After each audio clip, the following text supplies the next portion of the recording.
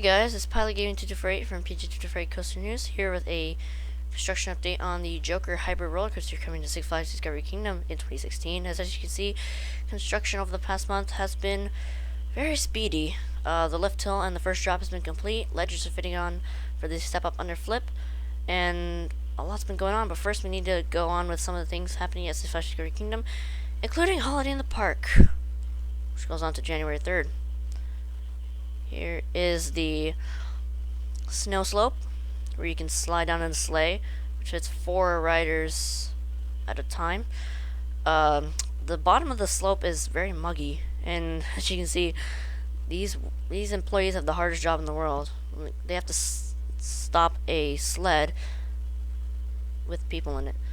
Here's the candy cane lane goes from the Dolphin Fountain in the center of the park to about the Sea Lion Stadium, the Penguin Passage, and the Seal Cove, which leads onto the Roar Plaza, where Superman and V2 are, and Tsunami Soaker. But not much in the way of, like, there's been some Joker advertisements. As you can see my hand there. There's been some advertisements for the Joker coming in 2016, but they haven't advertised it at all on their Twitter and Facebook. That's interesting. See the lights around the bushes around the Walrus section and the entrance to Seaside Junction near Looney Tunes Seaport. It's very pretty, and some of the trees have lights as well. See that tree? Here's the horse-drawn carriage, and actually the area from Johnny Rocket's Boomerang all the way down to I don't know where you can enter from around the back of the park. It's been fenced off, and Voodoo's in the area. And speaking of Voodoo, it's still closed. I don't think it's gonna be reopening anytime soon. Speaking of closed attractions, here are some of the attractions that have been closed. Thriller Gorilla has been closed for about few weeks or so. Monsoon Falls had its water drained for some reason. None of the boats were visible, and part of the lift has been scrapped for some reason. I don't know why. Chabot Stadium has been fenced off as usual, and V2 was closed, I believe, for fixing the linear motors that power the ride. In addition, a squirrel came into the park, started running around, and then started eating popcorn near Looney Tunes Seaport, which I found hilarious. I had to get it on video. That's pretty much been going on. Let's get into the actual update. Before we do that, we gotta take a look at the animation provided by Six Flags Discovery Kingdom.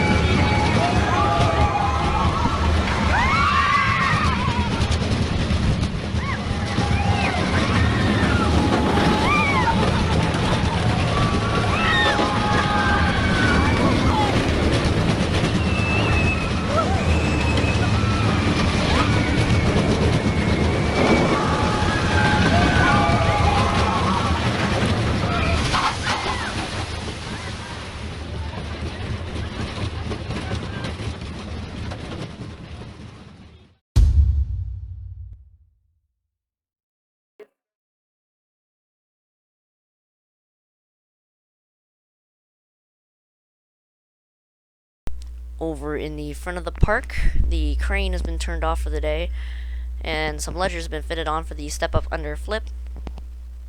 So the view of the step up under flip. So the wood's been taken off to fit the shape. The lift hill and first drop has been completed, along with some of the ledgers there. It's very interesting.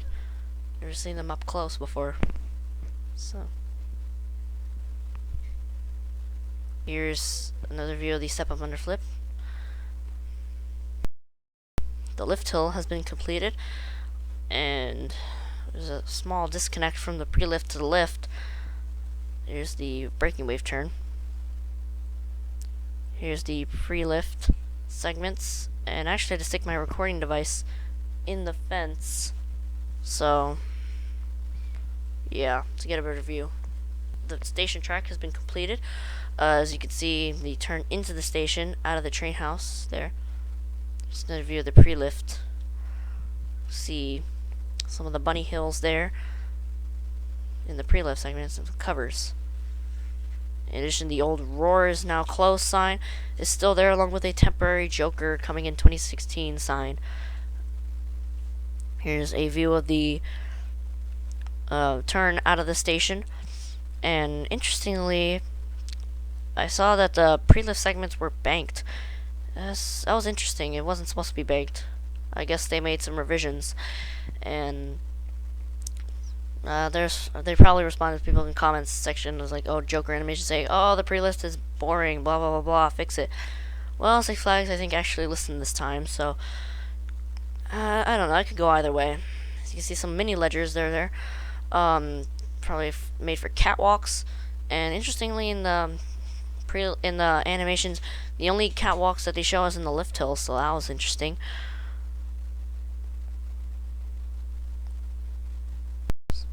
Another view. You can see the sharp turn takes out of the station, and the old Farewell to Roar sign is still there. Interestingly. Some of the brake run track is there, along with ledgers that turn into the train house. In addition, Superman was not running, so I couldn't get a good view of the from the queue area. Here's the chain. Some of the brake run section is complete, along with ledgers. Part of the brake run section is still waiting to receive a haircut, so that ledgers can be fitted on. Although they'll probably do it last because they're doing it in order of the elements, so that'll probably be the finishing track pieces, apparently. So another view of the pre-lift segments through the fence, which you probably can't see. In addition, there was a ladder inside the station, which means some electrical work is probably being done. And here's where the braking wave turn is going to be. Some of the wood's been taken off to fit the shape. Well, that's pretty much all we have for this construction update. Thank you guys for watching. Make sure to like, comment, and subscribe. It's as simple as that. Make sure to stay tuned for more Joker construction updates and more theme parks here on PG2248 Coaster News. And I will catch you guys next time. It's Pilot Gaming 248 signing off from Six Flags Discovery Kingdom.